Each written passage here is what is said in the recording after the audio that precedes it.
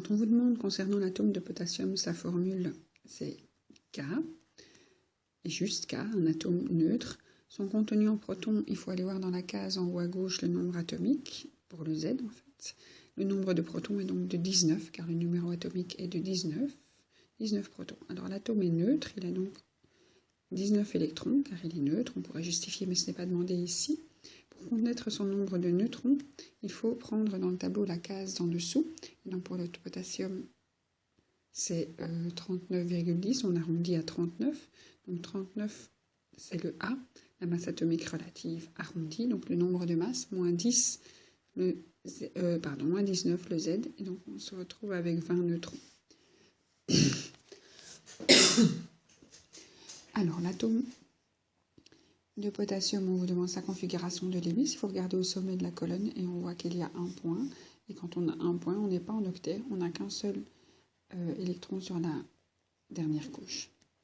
Concernant l'ion fluorure, cette fois-ci c'est pour le fluor, mais sous forme ionique, et donc il forme un ion négatif, il est en colonne 7A.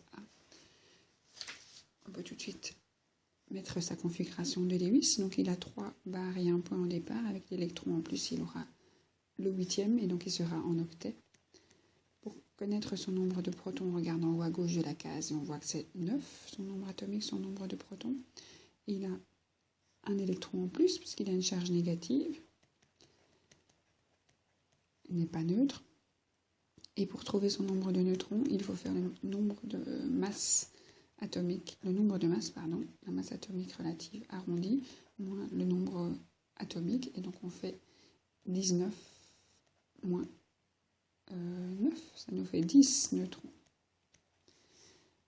Pour l'isotope ici, dont on donne le symbole, quand on donne un symbole d'isotope, le petit chiffre en dessous, c'est le Z, et le grand chiffre en haut, c'est le nombre de masses. C'est à l'envers par rapport à l'opposition des chiffres dans le tableau périodique. Mais voilà, c'est comme ça. Alors, s'il a un Z de 34, il a 34 protons. Si c'est un atome neutre, on voit qu'il n'y a pas de charge ici. Il a 34 électrons. Pour trouver son nombre de neutrons, on prend le nombre de masse 81 moins 34, et ça nous fait 47 neutrons. Alors, il faut aussi trouver un autre isotope de cet atome. Et donc, c'est l'atome de sélénium. Et on change non pas son nombre atomique ni l'élément, ça il faut garder. Ce qu'on peut changer, c'est prendre un autre nombre de masses. Donc on peut prendre 80, 82, il y a beaucoup de choix. Donc si j'ai pris 79, cet isotope a toujours 34 protons, 34 électrons, mais il n'aura plus que 45 neutrons. On passe aux exercices de nomenclature. Donc si on vous demande d'écrire la formule de l'acide sulfurique, un acide ça commence par H, il y a du soufre, et avec la terminaison hydrique, il n'y a pas d'oxygène, rien que de l'hydrogène. Il reste à regarder les valences. Le soufre a une valence de 2, et ça donne un indice de 2 à l'hydrogène de valence 1, et c'est un acide. Émitrioxyde de soufre, on voit un préfixe, et c'est normal pour un oxyde non métallique. Émis c'est un demi, et émitri c'est 3 demi, et on dessine le petit bonhomme, et on se retrouve avec 3 oxygènes pour 2 soufres. 3 oxygènes pour 2 soufres. Hydrogénocarbonate. Hydrogéno, c'est H, carbonate, c'est CO3, c'est une patate, beaucoup d'oxygène, patate à 3. De calcium, on écrit le calcium devant. Le calcium a une valence de 2, le carbonate a une valence de 2, c'est une exception, il faut la connaître. Quand on a un hydrogéno, cette valence de 2 passe à 1. Donc chaque fois qu'on ajoute un hydrogène sur un groupement anionique, il perd une valence, une charge négative. Et donc la valence du calcium doit passer sur l'hydrogénocarbonate en entier, on met des parenthèses, et on a le 2 qui passe à droite.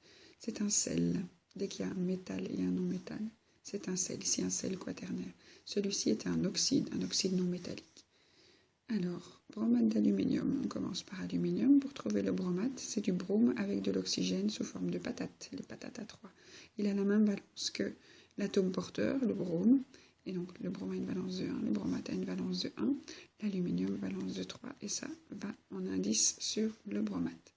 Hydroxyde de zinc, le zinc, hydroxyde. Le zinc a une valence de 2, elle est difficile à trouver, c'est un atome de valence, un métal de transition, et donc il faut regarder le sommet de sa colonne, il est dans colonne 2, il a 2 électrons dans sa dernière couche, donc sa valence est de 2, on peut la retrouver comme ça. L'hydroxyde a une valence de 1, et donc on transfère le 2 du zinc à l'hydroxyde. L'éthanol, à connaître par cœur, Donc l'éthane a 2 carbones et l'éthanol est un alcool à 2 carbones. Et la fonction alcool qui est une fonction OH. Le méthane, c'est du carbone et de l'hydrogène, les alcanes, des hydrocarbures.